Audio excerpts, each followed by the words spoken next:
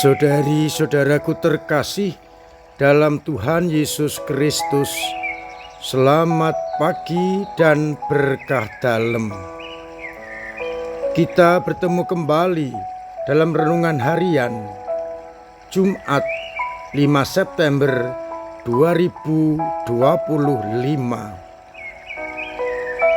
Seperti biasa, kita mendasarkan bacaan-bacaan Ekaristi pada hari ini.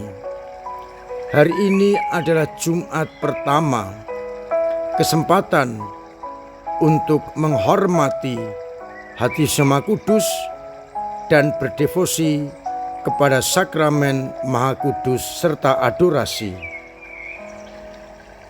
Sabda Tuhan sebagai bacaan yang pertama masih melanjutkan dari surat Paulus kepada jemaat di Kolose bab 1 ayat 15 sampai 20.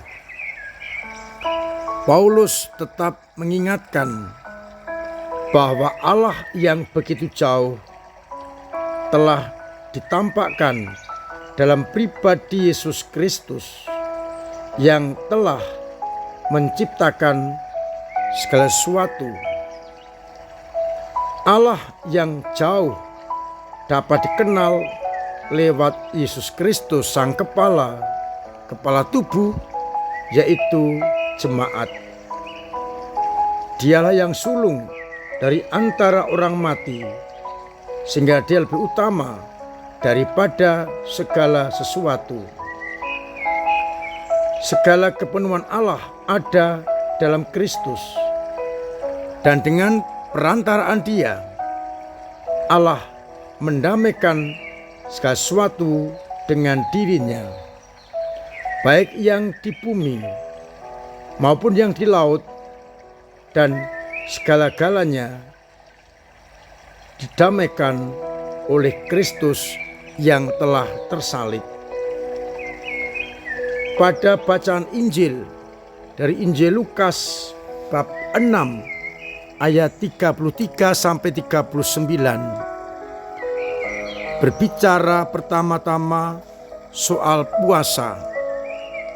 Mengapa murid-murid Yesus tidak berpuasa? Yesus menjawab, akan tiba saatnya ketika mempelai diambil, para murid akan berpuasa.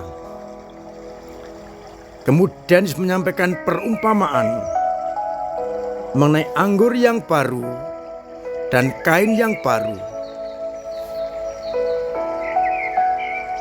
Kain yang baru tidak cocok untuk menambal baju yang sudah tua.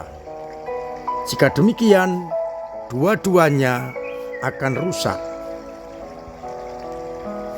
Anggur yang baru harus disimpan dalam kirbat atau kantong anggur yang baru pula.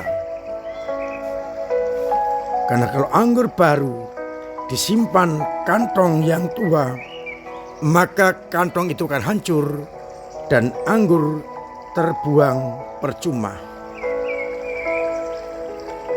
Saudari-saudaraku terkasih dalam Kristus, Paulus kembali menegaskan kepada jemaat di Kolose bahwa mereka bisa mengenal Allah yang tidak kelihatan lewat Kristus yang adalah gambaran Allah. Dan dalam Dia segala sesuatu dijadikan olehnya.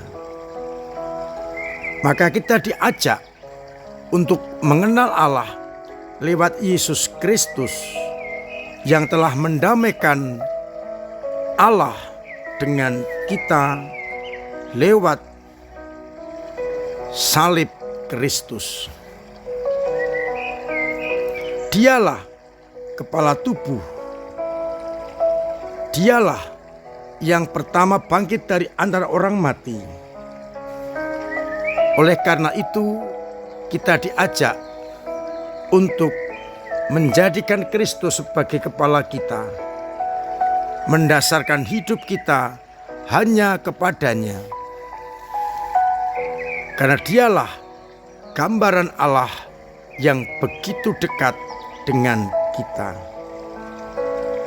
Maka hendaknya kita mendasarkan hidup kita hanya kepada Kristus Sang Kepala dengan cara mendengarkan sabda-sabdanya, melaksanakan kehendaknya, dan menjadikan Dia segala-galanya bagi hidup kita.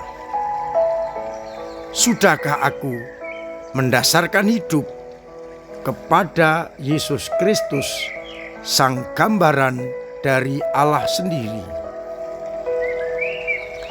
Dari bacaan Injil, ketika orang-orang mempertanyakan mengapa murid-murid Kristus tidak berpuasa, Yesus menegaskan akan tiba saatnya. Maka hendaknya ketika sang mempelai ada, kita juga bersukaria. Dan ketika sang mempelai diambil, kita akan berpuasa. Dan digambarkan dengan pesan Yesus dalam perumpamaan bahwa kain yang baru jangan ditambalkan pada baju yang lama, semuanya akan rusak. Anggur yang baru jangan ditempatkan pada kantong yang lama, tetapi anggur yang baru harus ditempatkan pada kantong atau kirbat yang baru pula. Yesus dan sabda-sabda serta kehendaknya adalah ibarat anggur yang baru. Dan kita harus menyediakan kantong yang baru pula.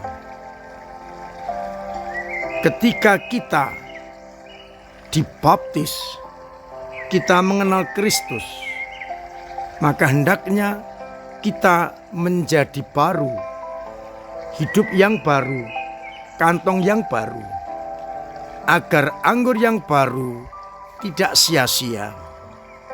Maka tidak ada gunanya ketika kita dibaptis menjadi murid Kristus, tetapi tidak mencerminkan hidup yang baru, kantong yang baru.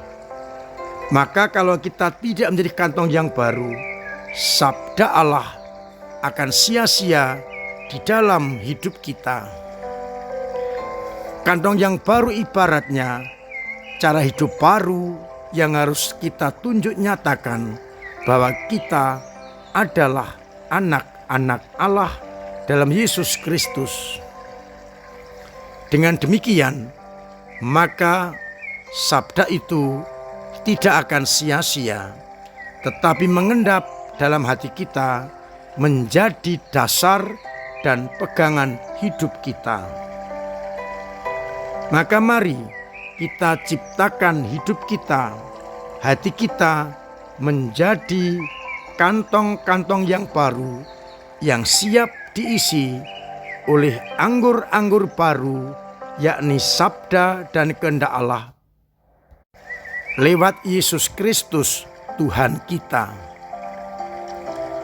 Kalau kita masih hidup dalam manusia lama, ibaratnya itu adalah kain yang tua dan kantong yang tua yang akan membuat anggur baru, yakni sabda-sabda Allah, percuma dalam hidup kita. Semoga kita mampu menjadi anggur-anggur yang diberikan Tuhan, aman, sehingga anggur itu berguna bagi hidup kita.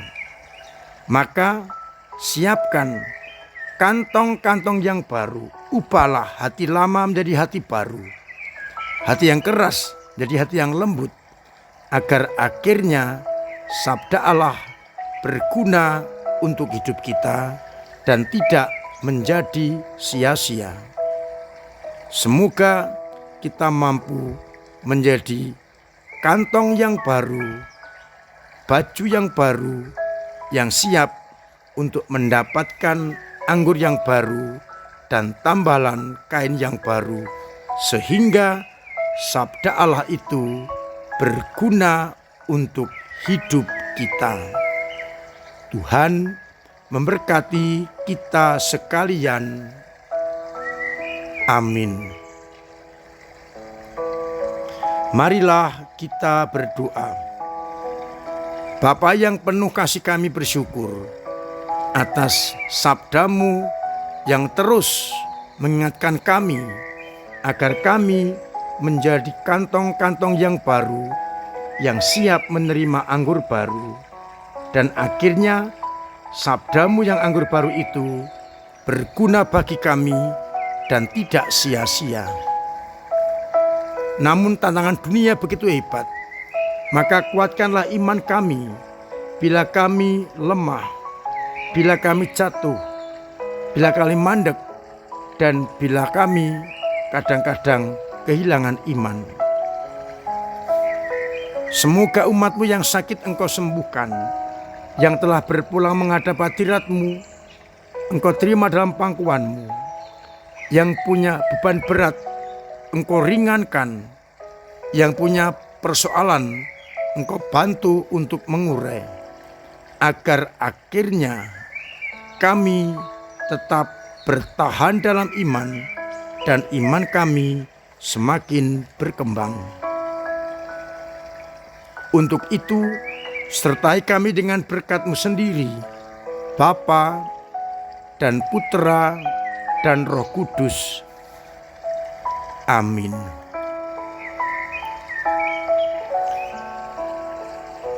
Saya ingatkan hari ini adalah Jumat pertama.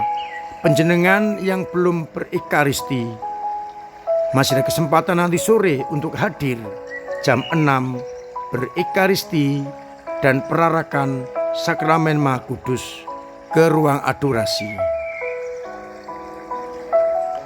Saya ingatkan juga hari Senin tanggal 8 September pagi hari kita merayakan misa kelahiran Santa Maria, dan sore jam 6 atau jam 18 kita merayakan syukur atas ulang tahun paroki kita yang ke-86.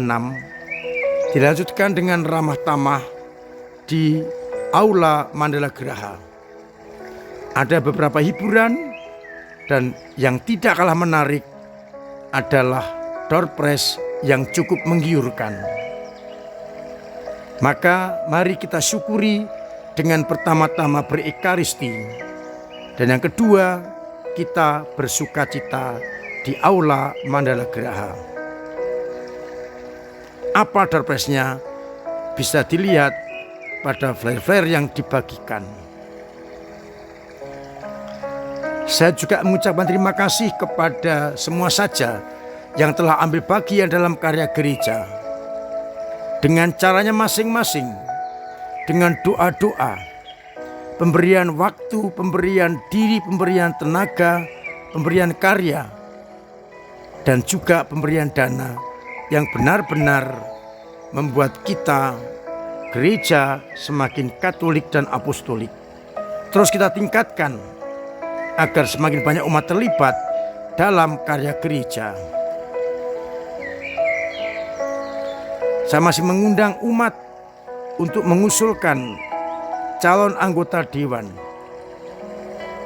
Bila memandang orang pantas, kita usulkan lewat ketua lingkungan, agar akhirnya periode ke depan kita tetap mempunyai dewan yang kokoh, kuat, dan melayani.